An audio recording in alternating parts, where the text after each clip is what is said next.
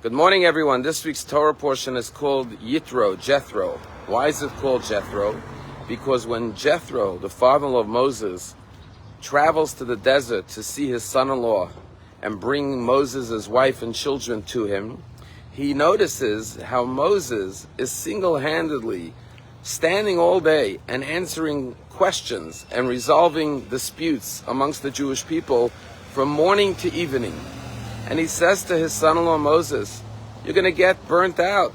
It's too much work for you to single-handedly answer and address all the questions and dilemmas that arise. You need to set up a system of judges." And he advises Moses how to set up lower courts and higher courts, and only the most difficult questions rise from lower to higher courts, and the most complex questions are the ones that Moses addresses and resolves. And Moses implements the advice of his father-in-law, and that's why the Torah portion is called Yitro, Jethro, because of the wonderful advice that he gave his son-in-law. And the question is, Moses was the greatest prophet, the greatest human being that ever lived. How is it that he needed the advice of his father-in-law to tell him what to do? Isn't it obvious?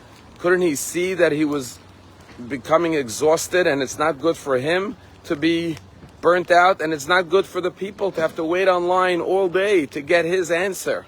Why didn't he come to that conclusion on his own? Why did he need his father-in-law's advice?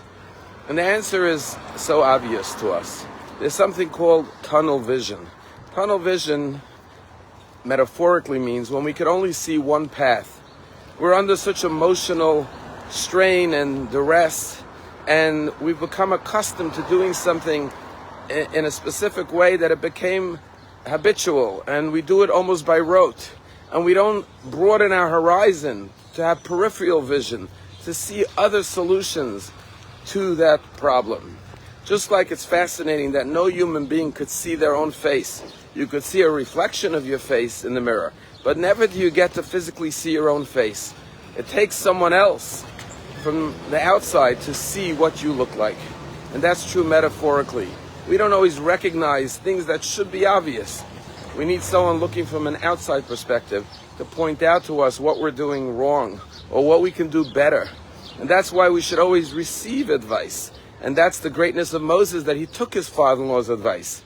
He didn't say, well, it's not my idea, so I'm not going to do it. On the contrary, he recognized that as a guest, having just arrived, there were things that were obvious to his father-in-law that he had become accustomed to doing, and his father-in-law guided him how to improve. And we just saw this now this week. Yesterday, or actually on Sunday, as President Trump was flying to the Super Bowl, he said to reporters how he saw the 3 hostages come out on Saturday, and they're emaciated, they're gaunt, they look like they came out of a concentration camp. And he said, I don't know how much longer we could tolerate this. And then, yesterday, he gave Hamas an ultimatum. He said, either let out all the hostages by Saturday, 12 o'clock, or all hell will break loose. And he said, I don't want to see dribs and drabs, 1 hostage here, 2 hostages there. They all have to come out by Saturday at 12 o'clock.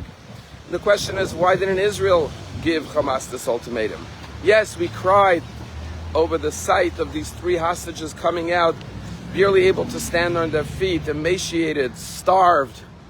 But we didn't respond the way President Trump responded by saying, that's it, no more dribs and drabs. We were ready to go back to the long process of week after week, 1 and 2 hostages coming out, and slowly moving from phase 1 to phase 2 to get out all our hostages. And the answer is that it takes some time from the outside. Israel has been struggling for 15 months now with the horrors of October 7th. And we've become almost emotionally paralyzed that we're not capable of seeing a broader perspective and saying this is intolerable, this is completely inhumane, unacceptable. How can we tolerate this and not demand the immediate freedom of all of our hostages? And therefore it takes an outside perspective. Just like it took President Trump's outside perspective to say, let's flatten Gaza, let's start all over. Once again, no one saw that. It takes an outsider sometimes. And therefore, let us pray every day between now and Saturday that Hamas will take this threat seriously, and that by Saturday, 12 o'clock, each and every one of our hostages will come home. No one loves and cares about the hostages more than the Jewish people. But sometimes it's not enough to have love and concern. You have to be able to think out of the box. On last week, after the 5 hostages, the girls who were abducted from Nachal Oz army base came home, and they were healing in the hospital. It became evident that they need clothing. They haven't shopped in 15 months. They need new clothing, new shoes, new items.